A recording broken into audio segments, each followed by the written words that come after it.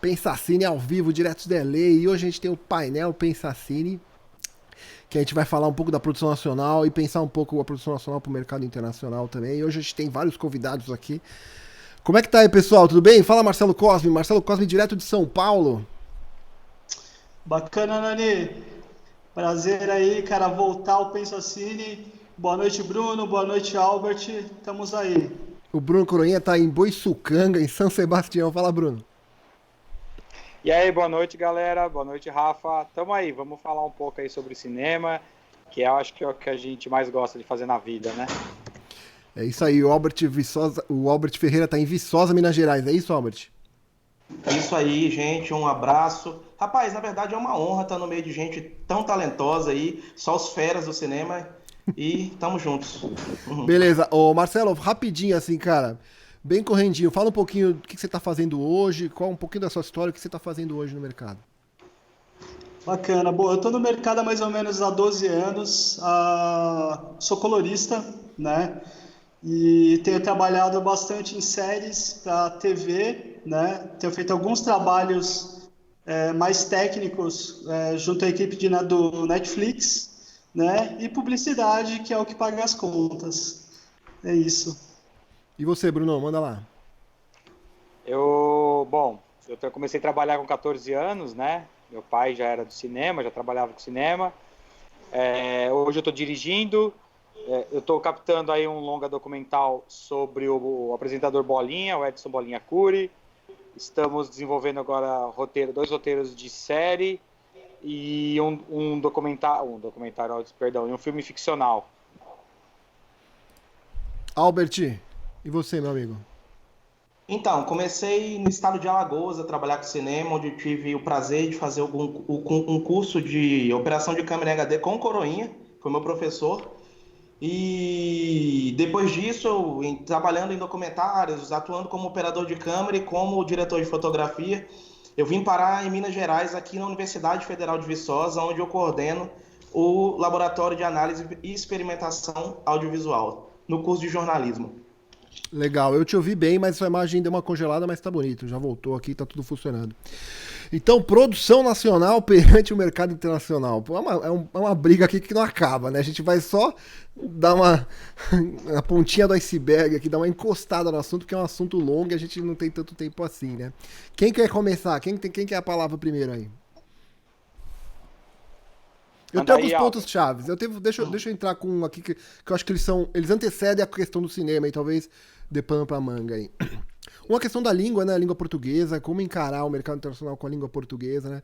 A gente sabe que, ninguém gosta de legenda, a gente brinca que americano é preguiçoso, não quer ler, mas na verdade o cinema foi feito para ser visto, não para ser lido, né? Então, no fundo, ninguém gosta de cinema e a língua portuguesa acaba sendo uma barreira, né? Como transpor essa barreira? É sempre aquela briga, né? Você vai produzir em inglês, aí todo mundo olha olho torto, né? Porque, pô, é a produção nacional, é a cultura nacional que tem que ser protegida, a língua portuguesa, né? Que tem que ser incentivado, o cinema nacional pro público brasileiro, né? A pessoa, você fala que vai fazer pro público internacional, os caras olham meio assim, né? Pô, tá esnobando o brasileiro, o público brasileiro, né? Isso tem vários aspectos, né? Até a questão do YouTube, né? Eu fico vendo muito aqui, né? Aqui, como os vídeos no YouTube em inglês têm um alcance muito maior, né? A verdade é essa, consegue muitos mais views no mundo inteiro, enquanto nossos posts em português não tem esse alcance, não chegam, né? Eu fico imaginando assim um Porta dos Fundos, se tivesse feito. É claro, né? Que tem muitas questões em jogo aí, tanto a própria tradução do humor, né? Que não funciona da mesma forma, mas imagina um Porta dos Fundos feito em inglês pro mundo inteiro, sabe? Imagina sei lá, um Condzilla fazendo um clipe em inglês pro mundo inteiro, sabe? Eu acho que até é de tirar o chapéu para esses brasileiros que conseguem esse alcance tanto grande dentro da língua portuguesa, né? A língua portuguesa é um desses tópicos que eu queria trazer. Outro tópico também é essa questão eterna de primeiro mundo versus terceiro mundo, né? Questão econômica envolvendo o cinema. O cinema, como qualquer outra indústria, como qualquer outro produto, né? Ele briga com o mercado internacional, como os outros produtos brasileiros brigam, né? Tendo problemas de infraestrutura, problemas de investimento em material, em pessoal, enfim, né? Essa questão de primeiro e terceiro mundo. Alguém tem alguma pincelada sobre isso? Quer falar alguma coisa sobre isso? Ou quer tocar o barco para outro lado? Vai lá, Bruno. Então, eu penso o seguinte, cara, a língua é um problema? Ela é um problema, né? Até um certo ponto. Mas se a gente voltar no tempo, a gente vai lembrar do Cidade de Deus, por exemplo, que, cara, fez um sucesso estrondoso em língua portuguesa. Tanto é que eles tiveram que dublar o filme inteiro em inglês e ele entrou concorrendo como o melhor filme do Oscar e não entrando como filme estrangeiro, né? Ele concorreu em fotografia, em direção de arte, eu acho montagem que montagem também. não sei se... Então, eu acho que assim, é um problema. A gente tem que começar a entender que o problema maior está na gente. A gente começar, não, cara, se eu quero alcançar algo maior e tem um alcance mundial, eu tenho que começar a pensar em inglês, porque é a língua universal, né? É onde todo mundo imagina aí que é o que todo mundo estuda para poder conversar com todo mundo.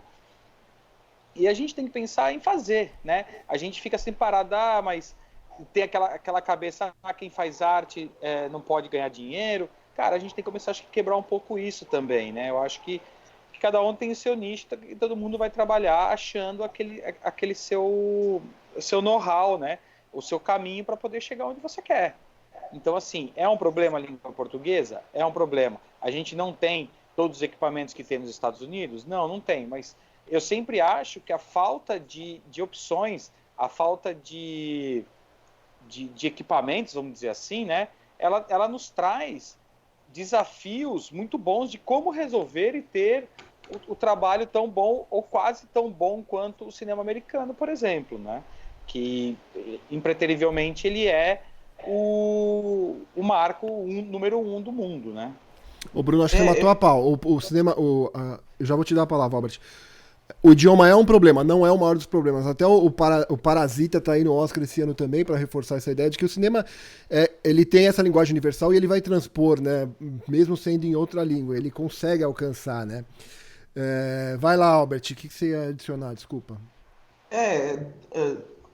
O cinema francês, ele marcou o mundo, o cinema italiano, ele marcou o mundo. Muitas vezes em língua francesa, em língua italiana, e ele marcou para não mudar, para ficar marcado para sempre, né? Então a língua, eu acho que a língua é um problema, mas, por exemplo, particularmente a mim, eu me pego muito pensando no que é ter cara de cinema, sabe? E às vezes eu tô assistindo um filme e falo, olha, tem cara de novela, pô, não tem cara de cinema, e aí fala muito de equipamento, e eu me lembro do pessoal do Dogma 95, né? Que é o Thomas Vinterberg, o Lars von Trier, esses caras se juntaram para fazer um manifesto onde, lá na Dinamarca, os caras podiam rodar com película e tudo mais, mas os caras fizeram, não, a gente vai rodar com equipamentos caseiros, e tinha uma série de limitações, e os caras fazem um filme, por exemplo, que é aquele Festa em Família, né, o Festen, e os caras ganharam uma série de festivais com uma câmera absurdamente ridícula, assim, um negócio era caseiro. VHS? Era digital já ou era VHS? Eu não lembro. Era digital um Hi-8. Era digital, era uma das primeiras digitais, é verdade, você tem razão. E, assim, o filme ganhou festivais no mundo inteiro, ele tem uma cara de cinema impressionante. Aí depois tem um 28 Days Later, né, o Extermínio, que foi gravado com uma câmera também prosumer, assim, uma câmera que não pode ser considerada uma câmera profissional, muito menos uma câmera de cinema. E os caras ganharam prêmios de fotografia, ganharam prêmios de roteiro, enfim, são filmes que quebraram barreiras. E aí eu me pergunto hoje, será que às vezes o mercado nacional ele não sofre um pouco com talvez a dificuldade para ter a sua cara de cinema, sabe? Esse ponto é legal. Então, voltando na técnica, né? O que o Albert falou, não precisa da técnica, é um pouco do que o Bruno falou também. Mas é legal lembrar que o nosso cinema está bem internacionalmente. Tem alguns expoentes muito bons aí no mercado, até indicações ao Oscar e tal. Tem um tipo de cinema brasileiro que está indo bem e eu concordo com você, não tem toda essa limitação técnica. Antes de passar para você, Marcelo, que você pediu a palavra, eu acho que essa coisa econômica que bate, que é essa coisa técnica, é acesso mesmo, né? Aqui eu vejo muito como é muito mais fácil ter acesso, por uma questão econômica, do país estar melhor, a economia está melhor, a classe média está numa situação melhor. Eu tenho vários amigos, por exemplo, que tem, a Red do momento, que tem um baita Mac Pro prontinho para editar, enfim. O acesso a esse tipo de equipamento software, todos eles têm O cara acaba comprando todos os softwares, nem usa tudo, sabe? Mas tem todos os softwares, tudo original. Por causa dessa diferença econômica que existe, esse acesso é mais fácil, né? É mais fácil ter acesso a livro aqui, porque acaba sendo mais barato pela quantidade que você ganha e pelo preço do livro. É mais fácil ter acesso a cursos. Então, realmente, essa briga de primeiro e terceiro mundo, que tem a ver com a tecnologia que você está falando, a gente não tem os aparatos tecnológicos. A gente tem os aparatos tecnológicos aí no Brasil. A gente tem todos os equipamentos, chegam, né? Não chegam na quantidade que tem aqui, não tem um acesso fácil e barato como tem aqui, que tem um ponto importante que é a concorrência, que tem aqui, que depois, se der tempo, a gente fala disso também, que aqui o que eu vejo muito é concorrência. Você tem uma locadora de equipamento brigando com várias outras, então possibilitam que os preços dos equipamentos caiam. Aí no Brasil eu sinto que tem menos locadoras, então elas brigam menos, então o preço fica, às vezes não fica tão acessível, e por aí vai. Então, passando então por essa questão da língua, passamos então um pouco para essa questão tecnológica. Você quer falar um pouco sobre o tecnológico, Marcelo? Isso aí. Então, deixa eu te provocar. O DaVinci que tem aí no Brasil é diferente do DaVinci que tem aqui? Brincadeira. Não, nem um pouco.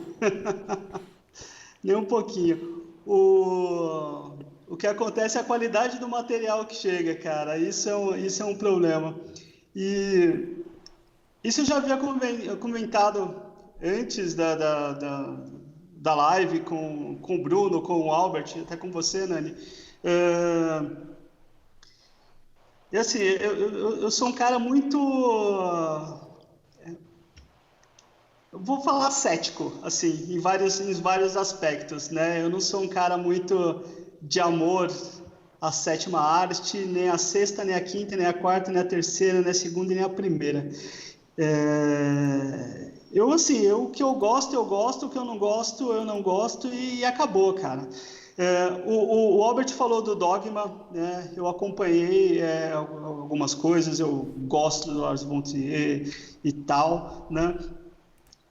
Eu acho que o equipamento não é um limitador de criatividade.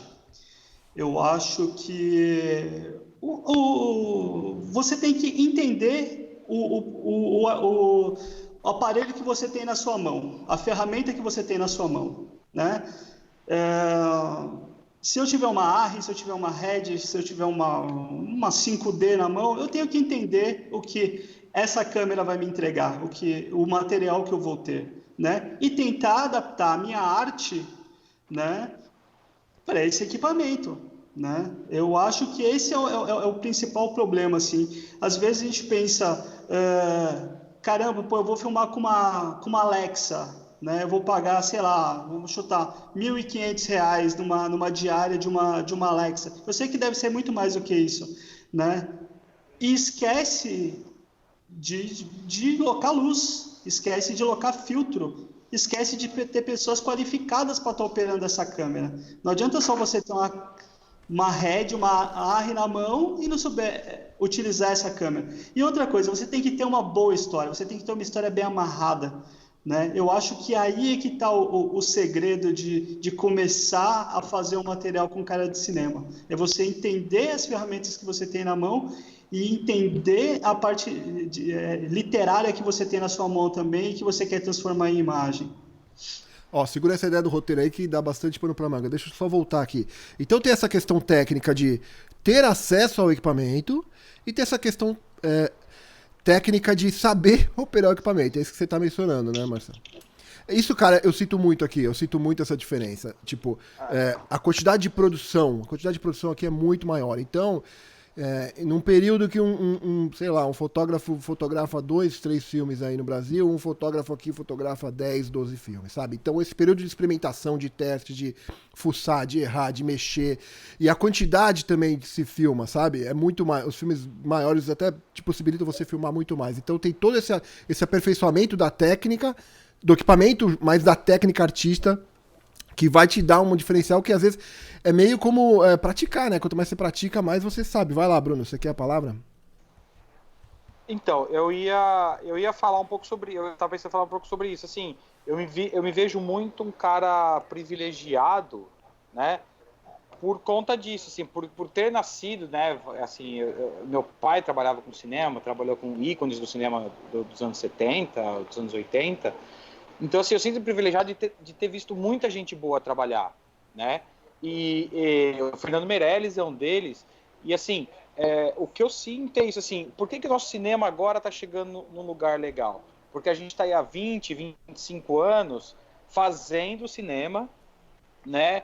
E pessoas uma ajudando a outra e fazendo essa experiência rodar, né? Então eu acho que isso também falta. É as pessoas, assim, pegar essas pessoas mais velhas, por exemplo, sei lá, um menino saindo da faculdade quer fazer um curta, mas o cara que é mais velho às vezes não quer fazer o curta do cara porque não tem grana, entendeu? Então eu acho que isso também aqui é um pouco limitador pra gente, entendeu? Só que assim, a gente tem uma criatividade imensa e que eu acho que é muito possível a gente continuar crescendo. Eu acho muito legal isso que você está falando. Deixa eu só... Não, que tem essa questão também... O que eu estava falando da quantidade, o que a gente não tem no Brasil é esse cinema de quantidade, essa indústria de produção em alta, mas a gente tem a publicidade que supre bem, formando essa mão de obra, né? Conseguindo trabalhar com orçamento grande, com equipamento de ponta e profissionais que ficam o tempo inteiro rodando. Mas aí eu tô um pouco com o Marcelo. Ele cobre o buraco, mas cinema realmente é outra coisa, né? A parte do storytelling é diferente, o ritmo, até o ritmo do set é diferente, os processos são diferentes. Então, por mais que a gente consiga com a publicidade, você citou o Fernando Meirelles, que é um ótimo exemplo, poxa, tava na publicidade, todo o trabalho que ele vinha fazendo era da publicidade, por isso que esse know-how, esse aperfeiçoamento técnico, e se assistir o filme, você percebe uma estética que é diferenciada por causa até da própria influência da publicidade, né? Então a gente consegue tapar com a publicidade, com a televisão também, a gente produz uma televisão de qualidade, né? Por mais que seja televisão, por ter aquelas limitações de episódio, de duração, 50 minutos por dia, né, cara? A gente sabe que isso acaba matando a produção de várias maneiras, né? Mas a gente consegue, na televisão e na publicidade, ter um pouco desse exercício. Só que, como é que a pessoa faz pra sair da publicidade pra ir fazer um filme, né? Pra ir fazer cinema, sair da televisão pra ir fazer cinema? Essa é uma ponte que, às vezes, é difícil ultrapassar, né? Questões financeiras, que nem o Marcelo tava falando, né? E poder viabilizar a mesma produção, como era o Bruno tava comentando. Vai lá, Albert, desculpa. Que isso? Eu posso citar o exemplo do Gareth Edwards, que é o diretor de um filme que foi rodado em 2010, chama Monsters. É um filme que tinha uma equipe de 5 pessoas, com um orçamento de $10 mil, e o filme arrecadou $5 milhões nos Estados Unidos. Porque o filme ficou muito bem feito, foi rodado com uma câmera também muito barata. Um filme lindíssimo, é um filme muito legal. 2010. 2014, ele estava rodando Godzilla com orçamento de $200 milhões. Levou ele para um patamar muito grande. Eu penso, sinceramente, que o que o Marcelo falou é muito verdade. Assim, falta a gente, às vezes, pensar no cinema como uma fábrica de fazer fantasia e como um lugar de business, sabe? De fazer um filme que tem rentabilidade financeira. Ou seja, eu saio de 10 mil e eu vou chegar aonde? Certo? Eu quero sair de 10 mil para vender quanto? E às vezes falta um pouco dessa ambição, eu penso. E o segundo exemplo que eu posso dar também é que o Coronha falou muito bem, inclusive, com relação à equipe. A gente fala que não tem equipe e tudo mais, e aí a gente produz muito pouco, mas assim, há 10 anos atrás era muito difícil se produzir porque era caro. Mesmo que fosse com uma mini DV da vida, era caro. Uma câmera de mini DV era o quê? Mais de R$10 mil. Hoje em dia, os preços caíram vertiginosamente. Hoje eu comprei uma Blackmagic Pocket daquela lá, me entrega o RAW, 12 bits. Paguei R$6 mil na câmera, 6 mil alguma coisa. Então o preço caiu muito. E aí tem um exemplo de uma série de uns publicitários norte-americanos que chama 110, 100. Onde eles têm 3 orçamentos para fazer a mesma peça publicitária. Eles têm $1.000, eles têm $10 mil e eles têm $100 mil para fazer a mesma peça publicitária. E é fantástico o processo pelo que vai acontecendo. E para mim, uma coisa que é assim fundamental. Enquanto a produção de $1.000 tinha na equipe 3 pessoas e todo mundo fazendo tudo, na produção de $100 mil tinha 15 pessoas. Só para pré-produção.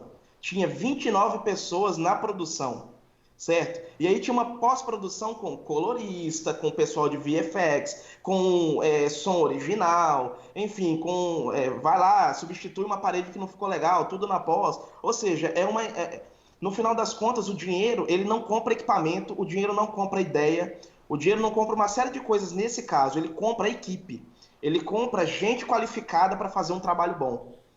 E aí, o que eu tenho, assim, de contribuição e o que eu estou tentando fazer agora, eu, Coroinha e o Marcelo, a gente rodou um curta agora, em dezembro. Em 3 dias a gente, de igual maneira, assim, né? A gente rodou, editou e finalizou para ser exibido no Festival de Cinema em Penedo, Alagoas. Agora, é claro que ele está passando por uma finalização muito mais cuidadosa, mas o meu ponto é que é possível a gente fazer filme sim, com pouco recurso. A Canon graciosamente ajudou a gente, mandou uma câmera excelente para a gente trabalhar, mandou uma lente maravilhosa de cinema para a gente trabalhar, mas assim, se a gente correr atrás, a gente vai conseguir encontrar parceiros. Mas o que eu venho tentando e o que eu tenho tentando mudar agora eu vou começar a produzir, é isso. Eu vou começar a sair desse negócio de não estar fazendo nada, e é aquilo que você falou. Se produz muito menos no Brasil, agora eu vou começar a fazer muito para ver se a gente ganha pelo menos um pouquinho de experiência. Ô Marcelo, antes de eu passar para você, tem um ponto importante aí, Albert. A gente tem sempre esses exemplos, eles são bem exponenciais, assim, mas é difícil. Eles são uma luz no fim do túnel, mas é difícil. É que nem a gente brinca, né? Atividade paranormal, né? O cara fez um curta ou longa com uma câmera. É muito fora da curva esses caras, né? O nosso próprio cinema nacional, que tá no Oscar, que tá em Berlim, que tá em Veneza, dos 70 filmes que a gente produz por ano, é 2, 3, né? Não são todos que estão. Muitos nem chegam na sala de cinema, muitos chegam e não conseguem fazer 100 mil espectadores. Então também a gente tem esse cinema nacional é essa besta, né? Eu concordo com você. Eu acho que essa questão do roteiro que o Marcelo falou é super importante também, de achar esse... Porque, assim, esse business que você comentou, né? O mercado internacional. A gente tá fazendo um produto como outro qualquer, é como se a gente estivesse fazendo um carro nacional, sabe? E a gente tá competindo com a BMW, com um monte de outras indústrias, de montadoras que tem muita experiência, muito dinheiro em desenvolvimento, né? A gente não tem esse dinheiro. Então... eu concordo com você. O que vocês querem falar, que vocês ficaram à sombra e não tocaram no assunto, é a questão das leis de incentivo financiarem filmes que não têm tanto apelo comercial ou não buscam tanto apelo comercial, né? Isso tem a ver com a questão da indústria que eu quero falar se der tempo, mas essa coisa de ter concorrência, o filme tem que brigar para se pagar, brigar para ter lucro, né? Posicionam o cinema como um produto diferente do que a gente tem. Vai lá, Marcelo, desculpa, conclui. Vamos lá. A linha de raciocínio. Pô, Lani, isso que você falou é muito interessante, cara, de leis de incentivo. Isso é uma coisa que eu acho que a gente fica muito preso aqui no Brasil, né? A gente é muito dependente de leis de incentivo.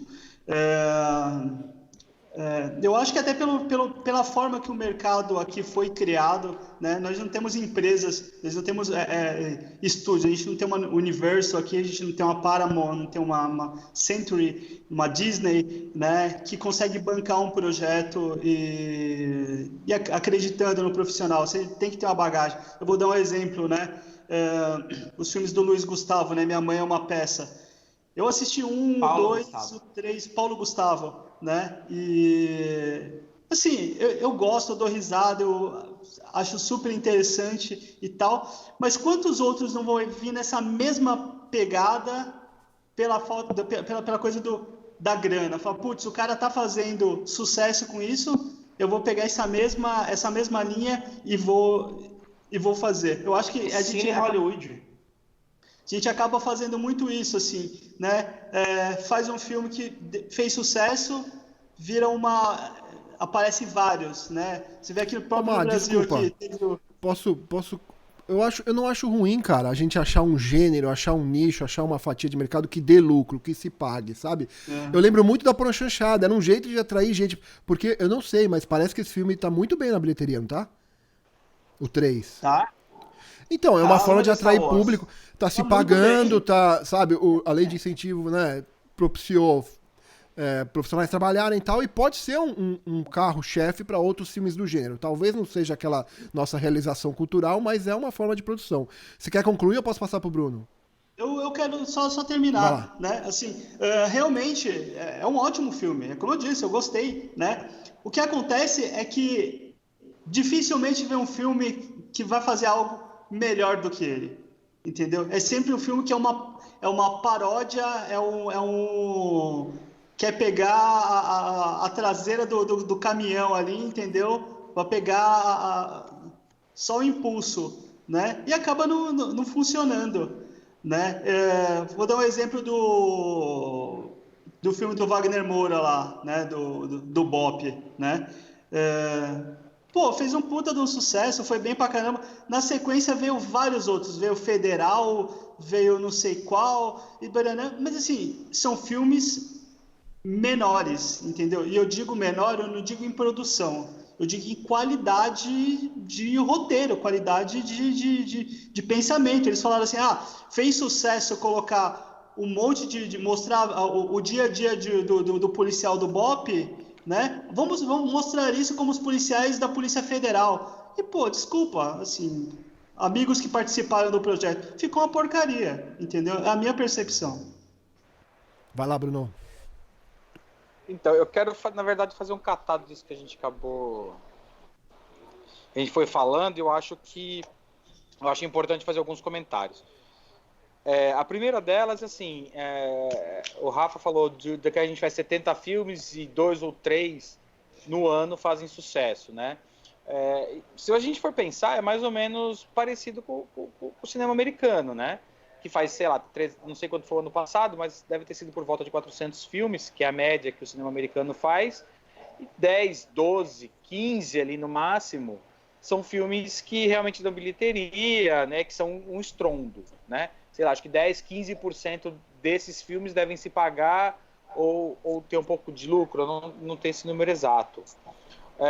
A outra questão é que a nossa indústria, né, que normalmente costumo brincar que é um artesanato, né, porque ainda é muito pequeno, a gente está muito preso no esquema de publicidade, alguém que pague para a gente fazer, né? Então, assim, a gente está preso às leis de incentivo. E por que não a gente propor coisas novas, né? O ano passado eu estive num festival só sobre roteiros, né, no Frapa, e tinha o pessoal da Netflix, e eles falam muito isso, assim, cara, a gente não quer um negócio de 50 milhões de reais, a gente quer coisas que a gente possa passar e que sejam, que elas se paguem, né, que elas nos dêem lucro, porque aí nossa intenção é ter lucro com os filmes que a gente passa, né, então assim, vamos dizer, coisas documentais a gente consegue fazer com menos grana e propor para eles, né. Como o Marcelo disse, a gente não tem uma Universal, a gente não tem uma Disney, coisa do gênero, mas assim, a gente tem uma O2, a gente tem uma Conspiração, a gente tem outras grandes produtoras que poderiam muito bem assim poder propor, né, fazer e propor coisas diferentes, né? E o que eu acho, assim, eu li outro dia uma pesquisa de que o brasileiro ele gosta de aventura, né? Então, assim, 70% dos entrevistados disse que gosta de assistir filmes de aventura. E o Brasil não produz quase nenhum filme de aventura. Então, também existe esse lado do Brasil não ver o que o próprio público gosta de consumir, né? Então, tudo isso são fatores que nos levam a também estar um pouco para trás, entendeu? Então, assim, a gente precisa... Agora teve um passo importante, né?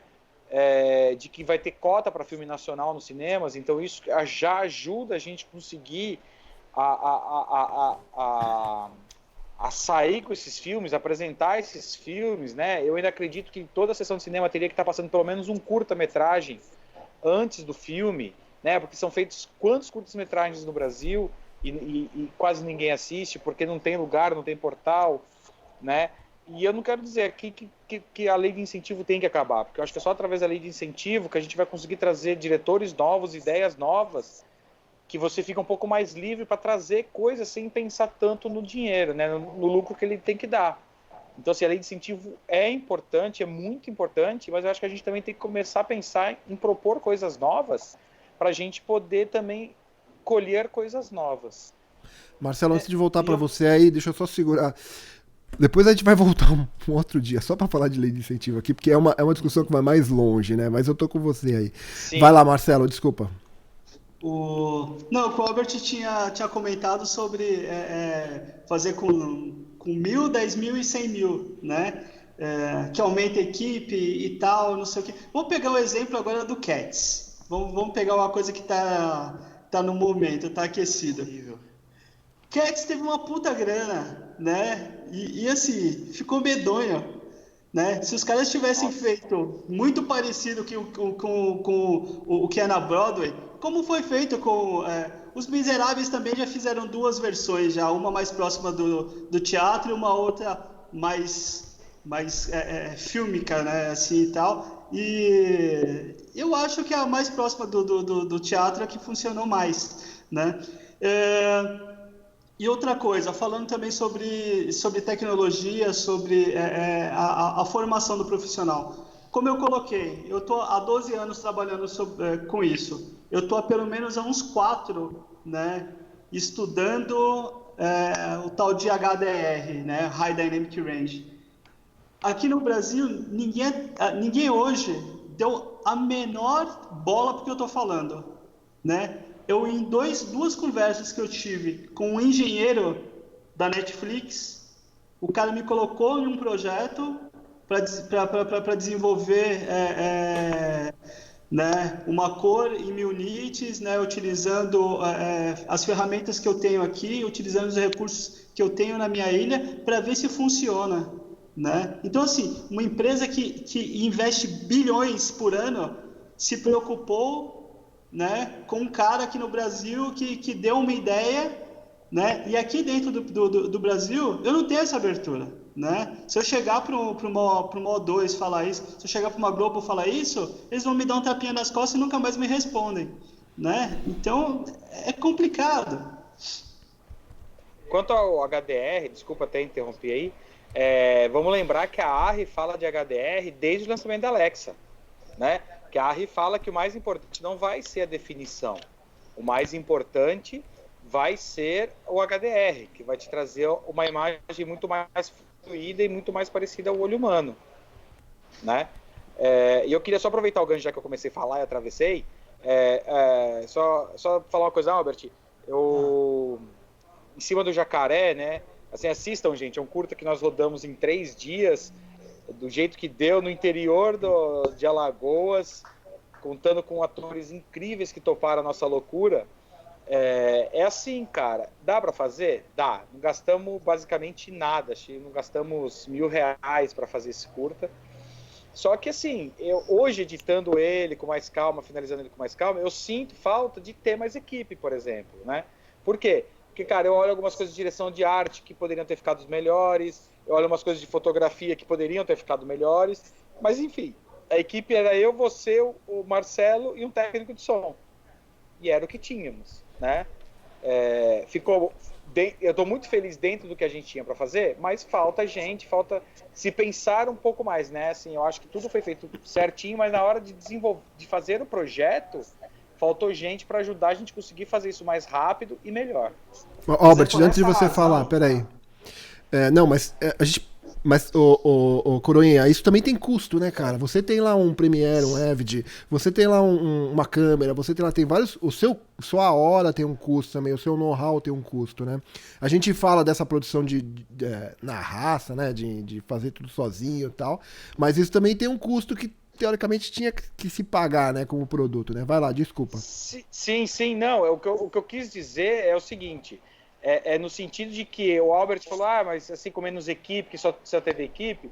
Não, é que assim, às vezes a equipe te traz uma diferenciação para o seu projeto que você pensando sozinho, às vezes você não tem, né? Claro. O que eu acho do caralho no cinema é essa estrutura, é assim como uma filarmônica, né? São várias pecinhas se juntando para que aquele som maravilhoso saia. O cinema é a mesma coisa, né? Então eu acho que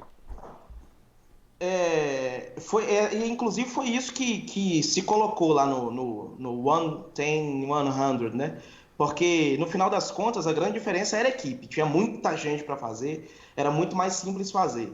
Mas o outro lado da moeda é que quanto mais a gente faz, mais a gente constrói soluções para fazer melhor. Ou seja, hoje você tem plena e total noção do que não saiu certo no Jacaré. Por quê? Porque uma vez que passou o processo, isso aqui eu posso cuidar melhor, isso aqui na próxima poderia ter começado um pouco antes. E é isso que eu quero propor, assim, eu acho que a Netflix está aí, eu acho que é um mercado interessante. Lá nos Estados Unidos a gente tem exemplos, em outros lugares do mundo a gente tem grandes exemplos de filme com menos equipe. Agora, um filme com menos equipe ele precisa de mais tempo, ele precisa de muito mais cuidado, ele precisa de um roteiro muito mais primoroso, né? Ou seja, não é um filme que você faz em 3 dias, como a gente fez. É um Esse negócio que tempo precisa e de um pouco mais de cuidado que você tá cuidado. falando é dinheiro, porque, meu, para um coroinha não tá Dinheiro. trabalhando e poder se dedicar a um projeto desse, ele tem que receber, para um roteirista, para um. Enfim, é esse tipo de investimento. Vai lá, Marcelo, desculpa. O... Não, até pegando essa parada mesmo, assim, de tempo e equipe, né? Às vezes você tem uma equipe enxuta, né? E você consegue desenvolver algo interessante porque você tem o domínio daquelas pessoas ali, né? Às vezes, na maioria das vezes, quando você está fazendo um curta, você trabalha com amigos, né? É um cara que conhece o outro e tal, então tem aquela brodagem, né? E às vezes você não dá nem um puxão de orelha. Quando você está com uma equipe grande, você está trabalhando em algo profissional, né? Você tem que ser o diretor, você tem que ser o chato, tem que ser o cara que pega a rédea da coisa ali e fala, meu, eu tenho 10 mil pessoas trabalhando nesse projeto aqui, né? E tenho, sei lá, 100 pessoas que são os cabeças ali, o diretor de arte, o diretor de fotografia, cenógrafo e tal, né? E essas pessoas você tem que levar muito ali na rédea para a coisa funcionar quando você tem uma equipe muito grande. Eu tô certo ou errado, Nani? Você que está mais acostumado com sets Eu maiores acho que aí. são duas coisas bem diferentes mesmo que a gente está falando. Essa coisa do cinema nacional, do realizador independente, de ter o próprio roteiro debaixo do braço e realizar com o que tiver, sabe? Essa coisa de ter menos gente, mas com mais paixão, mais envolvimento com o projeto, com mais responsabilidade no projeto, porque trabalha menos o cinema e quer fazer mais filmes, então põe o coração, põe a alma. Aqui, e do outro lado tem essa coisa mais industrial, que o cara é só mais um projeto, que ele vai bater cartão. Eu acho que diferencia bem isso, né? Eu acho que esse amor faz com que saia coisas que o dinheiro às vezes não compra mesmo, cara. Você vê uma equipe, sabe, ralando num set pra você que você nem tá pagando, os caras trampando muito mais do que às vezes você tendo pagando os profissionais e tal. Eu acho que esse diferencial tem que ser bem claro, assim. Eu não sugiro que o cinema nacional seja o tempo inteiro, porque isso é muito cansativo, cara. Leva anos da sua vida e você patina muito e você depois a pessoa cansa e acaba indo fazer outras coisas porque ela não consegue manter essa vida de filme de amigos, de favor por muito tempo, né? É uma coisa muito cansativa, desgastante. Até a pessoa se realiza, mas ela não consegue. É desgastante isso. Desculpa, eu acho que eu cortei você, não foi, Albert? Desculpa, vai lá. Não, eu acho que a linha de raciocínio é bem por aí mesmo. O meu ponto de vista, ele parte do pressuposto do que a gente estava falando antes. E daquilo que você falou também, né? O norte-americano, o profissional norte-americano, ele está produzindo todo dia, todo dia, todo dia, todo dia. E aí eu estou falando de nós como profissionais, principalmente de mim. Se eu não começo a produzir pequenos projetos com a responsabilidade de alcançar, no meu caso, a minha área é fotografia e operação de câmera, no meu caso, de alcançar um visual de alta qualidade, se eu não faço isso todos os dias, se eu não trabalho com isso todos os dias, e muitas vezes é isso, eu vou ter que lidar com um sacrifício de tempo e de dinheiro para alcançar uma excelência que eu não vou ter porque eu não tenho uma produção diária industrial. Então, se eu não corro atrás disso, de fazer isso todos os dias, eu nunca vou chegar lá. A gente nunca vai sair do lugar enquanto realizadores de cinema. A gente vai ficar sempre falando, mas como é que o cinema americano é legal? Como é que o cinema americano é tão bonito? Mas como é que os filmes deles são legais? Por que o filme brasileiro não tem cara de cinema americano? Por que só o Marcelo Trota consegue? E a fotografia dele é tão maravilhosa? O que tem de diferente? Cara, eu acho que tem a ver com isso. De fazer todo dia, de correr atrás e entender os erros. Fiz esse filme, não me agrada a imagem. Eu tô nessa pilha esses dias. Eu acho que vamos só fechar uns capítulos, assim. Então a gente falou um pouco da língua portuguesa no começo, né? De ser um certo empecilho. A gente falou do primeiro mundo versus terceiro mundo, essa coisa de ter investimento sobrando. Aqui tem investidor, aqui os caras vão na bolsa e compram, sabe? Põem dinheiro em cinema. Eles sabem que dá dinheiro, então eles põem dinheiro em cinema, né? Tem essa coisa de ter acesso. Aqui é muito mais fácil ter acesso a equipamento, muito mais fácil ter. Todo mundo que eu conheço tem o Premiere, sabe? Todo mundo edita, mesmo que não seja profissionalmente, assim, né? Num nível super. Mas brinca com o Photoshop, brinca com a câmera, todo mundo tem uma Sony, aqui você chuta a pessoa, sai, o cara derruba uma lente Canon no chão, sabe? Porque realmente é mais fácil ter acesso a livros, a cursos, a gente falou disso também. E aí a gente falou muito, o Marcelo e o Albert pegaram muito nessa questão da qualidade da história, aí da arte em si, que eu acho que entra um pouco na coisa da indústria, que eu acho que é o próximo capítulo que daria pra gente entrar na nossa conversa aqui. Eu sinto, assim, o que essa indústria, essa quantidade de produção nos dá? O que a televisão tem isso, né? A Rede Globo tem isso, cara. Pra fazer televisão, eles já têm tudo esquematizado, desde organograma, pessoas, acho que o primeiro ponto é isso. Especialista, né? Você tem pessoa que faz isso o tempo inteiro. A gente falou aí de fazer nossos próprios filmes e tal, escrever o roteiro. Pô, o Coroinha tá com 5, 6 projetos. Cara, mas ele não tá, infelizmente, ele não tá 24 horas escrevendo o roteiro de um desses projetos, porque ele tem que, fazer malabarismo, fazer um monte de outras coisas. Então, infelizmente, pra competir com um cara que tá 24 horas escrevendo roteiro, cara, é uma briga desleal, né? Mas a gente no Brasil tem que fazer, é o único caminho, ou você faz isso ou você não faz. Então tem essa coisa do especialista. Tá chorando, né? Eu acho que o Marcelo pôs um ponto importante, a coisa dele ser um colorista, né, cara? É um especialista, é um cara... Eu faço correção de cor também. Tem vários trabalhos aqui que eu vou lá, entro no DaVinci, papapá, fico brincando e tal. Mas não é um especialista. Então, o tempo que eu perco no set, o tempo que eu perco escrevendo, não vai deixar que eu me torne um colorista melhor, né? Uma coisa segura a outra, né? Essa coisa de ser um coringa, né? De fazer muita coisa, faz isso também. Então, o primeiro choque que eu tomei aqui foi... especialista pra tudo. Então, aquele é o segundo assistente de direção. O cara a profissão do cara é 15 anos fazendo second AD, sabe? É 15 anos fazendo second AC, é 15 anos fazendo gaffer. O cara, sabe? É aquilo o tempo inteiro, respirando aquilo o tempo inteiro e trabalhando de segunda a sexta naquilo que ele tá fazendo. Aí a gente vê em publicidade, a gente vê em televisão, mas a gente não consegue ver tanto em cinema, né? Até roteirista a gente brinca, né? Porque o cara vai morrer de fome aí no Brasil se ele for roteirista. Tem que ralar muito pra chegar naquele nível que consegue se manter e o quê? Deve ser 20 pessoas, 30 pessoas no Brasil que estão nesse nível de roteiro pra poder viver disso, né?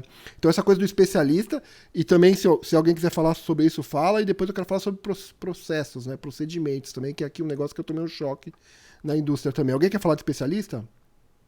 Eu gostaria de falar que é mais difícil aqui você se tornar especialista na coisa, porque vou dar exemplo de universidade, por exemplo. Você pega Full Sail, na Flórida. Os caras são, assim, uma estrutura sem noção, sabe? Assim, em termos de tecnologia, os caras têm acesso aos negócios que, cara, assim, a gente não vai ter nunca. Isso é estudante, dentro de uma universidade, que é, né?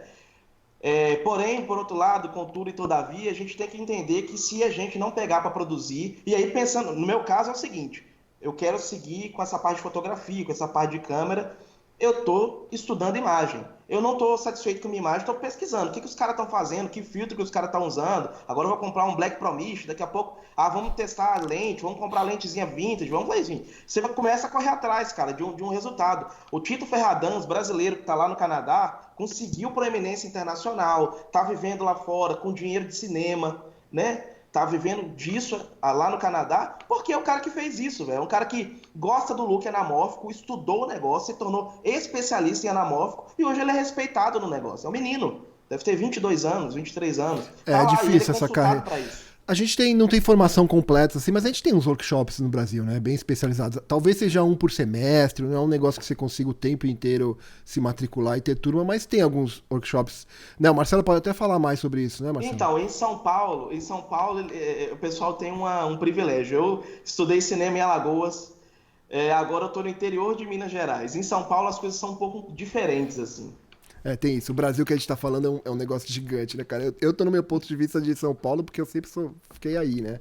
Mas é verdade, são vários Brasils, né? E muitos não têm nem esse acesso que você tá falando. Vai lá, Cosme, desculpa, eu te interrompi também. Não, então, a parte de ensino, realmente, em São Paulo, eu acho que até mais do que o Rio, né? São Paulo tem muitas escolas, tem muitos workshops, tem muitos profissionais, né? Eu tentei levar algumas coisas para fora de São Paulo, né? Eu fui para Recife, que lá tem um polo muito forte de cinema, né? Tem uma estrutura muito boa lá, que é da Porto Mídia, então eu fui lá, dei uns workshops, já fiz isso em Alagoas também, pretendo fazer isso em outros estados, né? Mas assim, eu acho que o grande problema aqui do Brasil, eu posso estar errado, é o seguinte, assim, eu sou um cara que opera a câmera, eu estou aprendendo a operar a câmera. Eu, em 2 anos, eu viro diretor de fotografia, entendeu? Eu fui um primeiro assistente de câmera, escrevi um roteiro, eu estou apto a ser um diretor, entendeu? Eu vi meia dúzia de tutorial na internet e fiz um curso online de 15 aulas, eu sou colorista, né? Eu acho que acaba isso. Eu não conheço ninguém que fala assim, com amor, eu sou segundo assistente de câmera. Eu Eu conheço. sou conforme, entendeu? Assim, aqui todo mundo é diretor, é fotógrafo, né? É colorista, é editor, não tem assistente, Mas eu né? vou falar, ô Marcelo, o que eu sinto é realmente por causa desses gaps da indústria. Você não consegue esse trabalho constante, um atrás do outro, para poder se dedicar a isso, né? Você pega um job que você tem que fazer tudo pelo preço de nada, né? Vai lá, Coroinha. Eu quero, na verdade, eu não queria chegar nesse ponto, mas eu vou chegar porque eu acho que eu não tenho outro posicionamento, outro jeito de falar. O problema é o seguinte também, velho. O brasileiro é vagabundo e preguiçoso, né? É assim, como o Albert tá dando risada, eu não tô vendo vocês outros dois aqui na minha tela. Mas é o seguinte, cara. Eu passei 3 anos ou 4 anos, né, eu passei mais de 10 anos dando aula. Mas 3 ou 4 anos eu fui pro Norte e Nordeste, foi quando eu conheci o Albert, para dar aula sobre assistência de câmera, né? Eu vinha da película, eu fui um dos primeiros caras, graças a Deus, a botar a mão na rédea, eu tive essa sorte imensa. Comecei a trabalhar por um grande mestre meu, que é o Carlos Zeber, já falava para mim, comece a estudar, porque vai mudar. Mudou, e eu comecei, aí o que acontece? Eram cursos gratuitos, as pessoas se inscreviam nos cursos, deixavam de ir para fazer uma diária de 50, 100 reais, entendeu? Então assim, porque eu fui viajar, então assim, a gente também espera muito, que as coisas venham muito fáceis da nossa mão, entendeu? A gente tem tudo, a gente falar que, cara, assim, uma pessoa que trabalha como editor profissional não tem condições de pagar 130 reais de um pacote Adobe completo, eu acho um pouco de exagero, entendeu? Assim, eu edito, assim, o pouco que eu edito numa máquina de 4 anos atrás, 5 anos atrás, sei lá, que é um i5, que edita, né? Então, assim, tudo isso barateou, só que a gente fica sempre esperando que alguém nos ajude, que alguém nos traga alguma coisa. Eu acho que é isso que tem que começar a acabar, entendeu? A gente tem que começar a encarar isso como profissão. Cara, eu preciso estudar. Em São Paulo tem por quê? Porque a publicidade é muito forte em São Paulo. Eu acredito que basicamente 80% ou 70% da publicidade nacional é feita em São Paulo, né? Então você provavelmente tem os melhores equipamentos em São Paulo, os equipamentos mais novos, a porra toda, porque tem esse nicho de mercado. Só que assim, a gente também fica esperando que as coisas aconteçam para a gente poder correr atrás, né? Fica esperando o grande incentivo, fica esperando que alguém me traga. Sabe? Então, assim, quando as coisas vão bater na sua porta, você também não dá valor, né? Então, eu acho que falta um pouco isso também, assim. Eu não queria ter chegado nesse ponto que eu falei, mas eu acho que falta a gente fazer o nosso meia-culpa e falar, a gente não sai daqui porque a gente não faz, porque a gente não toma vergonha na cara e vai atrás, entendeu? Eu conheço um monte de gente que tá morando nos Estados Unidos, que tá morando no Canadá, o Canadá está se mostrando um polo muito grande de cinema agora, que estão se virando, entendeu? Eu acho também que falta isso de tipo, não, eu vou esperar a coisa acontecer aqui, ver o que acontece. Então eu acho que tem um pouco isso. E tem o lado também que é assim, tipo, eu sou diretor de cinema, eu não vou fazer publicidade porque eu não vou me vender, entendeu? Porra, eu nunca ouvi falar que ganhar dinheiro é ruim. Todo mundo gosta de andar de carro legal, todo mundo gosta de viajar, todo mundo gosta de tomar um vinho legal, entendeu? Então eu acho que a gente precisa começar a quebrar esses paradigmas para a gente poder realmente construir uma indústria forte, com embasamento, e que a gente possa realmente, sei lá, daqui 2 décadas, 3 décadas, brigar de frente com os Estados Unidos. Gente, eu vou falar um negócio muito sério aqui. Agora o jogo vira, cara. Porque antigamente fazer um filme significava rodar um negócio caríssimo para distribuir, caríssimo também. Quanto que custava uma cópia, longa-metragem para você rodar no cinema? Era impossível, não conseguia distribuir. Hoje, se você tiver um pouquinho de sorte, é igual jogar na Mega Sena, né? Às vezes dá sorte. Tu bota um negócio no YouTube e fica rico, cara. Tá lá o Whindersson Nunes, ficou milionário. E às vezes isso pode acontecer com o cinema também. Alguém vai dizer, mas isso nunca vai acontecer com o cinema. Eu duvido. Eu acho que o Netflix tá aí para levantar a gente, talvez... Tapa na pantera. Isso ou entre aspas, o inexperiente, mas às vezes o cara fez um trabalho bom, viralizou, ficou rico. É uma janela muito Entende? boa. A distribuição realmente Só mudou vai. muito. Exato. Só A vai sair do lugar quem autodistribuição tá mesmo. fazendo. Só vai sair do lugar quem está estudando, quem não está parado, quem não está lamentando, quem não está lamuriando. Agora, é estudar com seriedade, né, gente? É fazer o negócio direito, é procurar literatura, é procurar o que está acontecendo, entender um pouco do seu ofício para o negócio ficar bom. Então, adicionado aí na nossa lista de coisas também, o jeitinho brasileiro, né? O temperinho do jeitinho brasileiro que às vezes Sim. ajuda, mas às vezes atrapalha, né? Vai lá, Cosme. Vamos voltar à parte técnica e look cinematográfico, né? A gente fica batendo muito em câmera, a gente fica batendo muito em câmera, né? É, mas assim, eu acho que o que não deixa o Brasil com uma cara de filme americano, cara, é o próprio Brasil, bicho. A nossa luz é completamente diferente. E eu acho que a gente ainda não conseguiu se resolver com equipamento, o tipo de luz que a gente precisa usar para chegar num look um pouco mais interessante. Parece que todo filme brasileiro ou tem cara de novela ou tem cara de filme, sei lá, assim, Bleach Bypass, né? Assim, o cara de sertão, sei lá, super contrastado, Cara de né? Walter Carvalho. Cara de Ó, deixa eu Walter falar um ponto Carvalho, sobre né? esse aspecto aí. Cara, é o que você falou. Meu, a gente tem um look diferente que a gente tinha que explorar mesmo, é verdade. A gente não tem que tentar emular essa coisa, né? É o que você falou da luz, é as cores, cara. Você vem pra cá, a paleta de cor da rua, o urbanismo, a arquitetura, tudo é diferente, né, cara? E a gente fica, às vezes, né, tentando. Tom de pele, cara, anatomia, né? Os atores, tudo é diferente, né? Tá aí um ponto Nesse importante mesmo, é sentido, tentar distanciar. De repente, como uma indústria cultural mesmo, que pega o que a gente tem de bonito, pô, a Amazônia, o sertão, que seja, cara. São coisas que a gente podia explorar mesmo e a gente acaba não explorando. Vai lá. Desculpa, é o Albert primeiro, né? não, eu só queria falar que é uma pequeno adendo. Nesse sentido, eu posso dizer que a publicidade está na frente, nessa parte técnica artística. Sabe por quê? Porque os caras das agências estão falando assim, qual que é a cor do Brasil? Qual que é a cor da pele brasileira? Qual que é a cor? E aí eles estão botando isso na TV, aí tem um anamórficozinho lá. Pô, os caras estão... Eu acho que a qualidade técnica do negócio tem cara de Brasil, da Explorar a publicidade. brasilidade, né? Vai lá, Marcelo. É, E eu acho que o cinema brasileiro tem que parar de pensar nos 3Ps para conseguir crescer, para conseguir chegar no mercado internacional de verdade. E com licença, Nani, eu vou falar um palavrão aqui, mas os 3Ps é o seguinte: é preto, pobre e puta, né? Parece que filme brasileiro, se não tiver isso, não é filme brasileiro, cara, né? E Escolher isso melhor o me, que a gente quer exportar, né?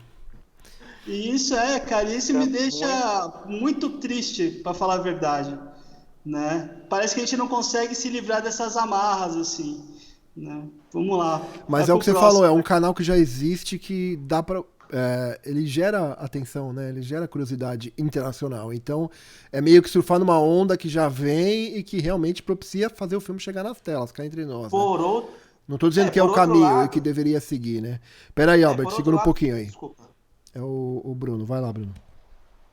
Então, eu queria só fazer um adendo aqui. Na real é o seguinte: a gente estava falando desse curto que a gente rodou, e, e por algum acaso, assim, eu mostrei a versão que a gente passou no festival para um amigo que a esposa trabalha num grande player, né? Ele me ligou ontem falando, cara, os caras amaram porque tem essa brasilidade, né? É um filme regional do interior do Nordeste, que é super bonito, só que tem uma pegada interessante mostrando o Brasil. Então, assim, já estou preparando material para apresentar para os caras, por quê? Porque tem essa brasilidade, né? Essa coisa de ser do interior do Brasil, de mostrar uma...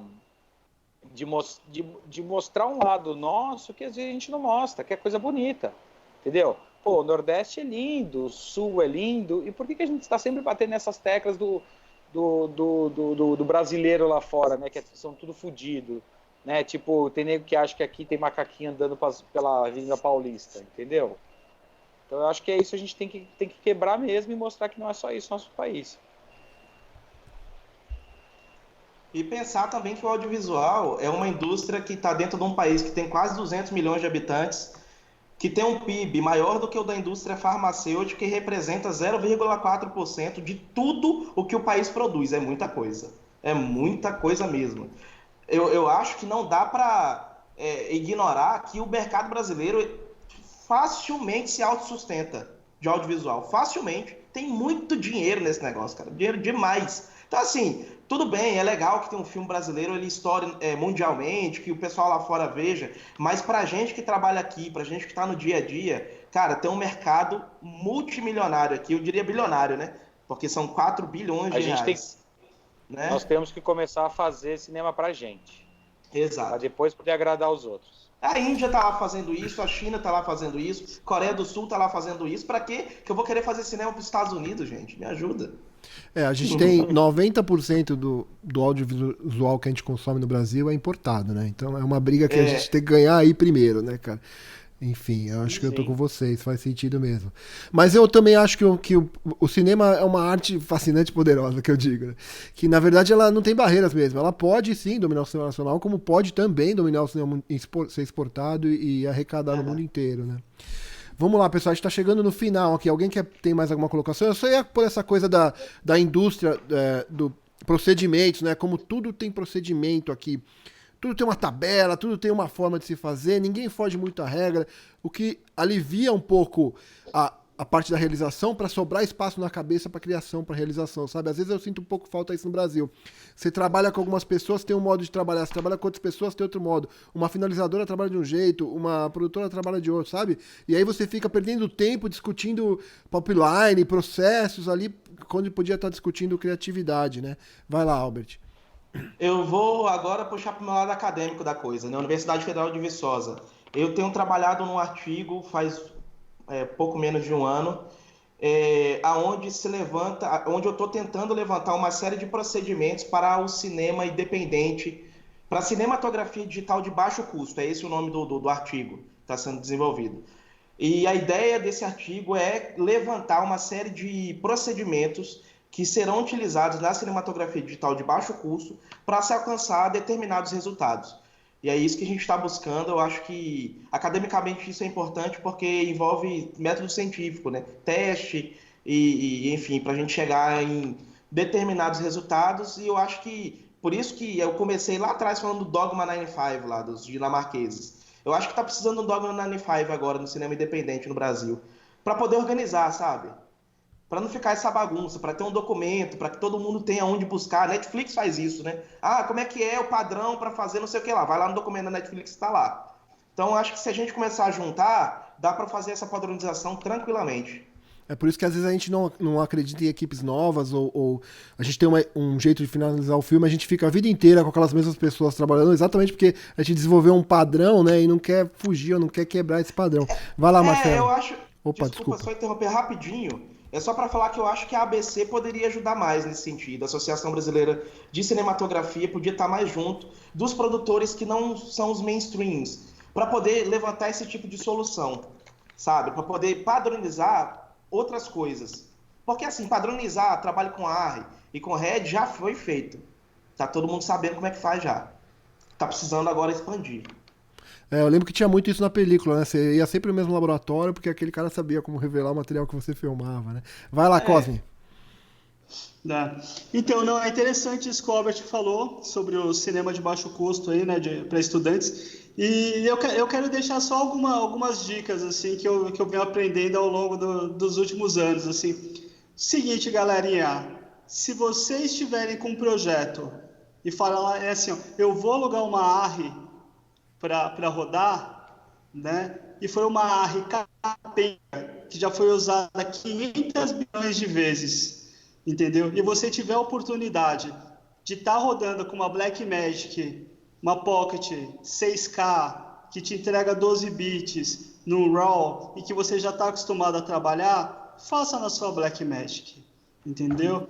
Ah, eu não consigo fazer HDR porque eu preciso de um monitor de 1000 nits, eu preciso ter REC 2020, né? Pessoal, não precisa. A Netflix, quando você finaliza para a Netflix, você coloca em 700 nits. Qualquer televisão OLED te entrega mais de 700 nits.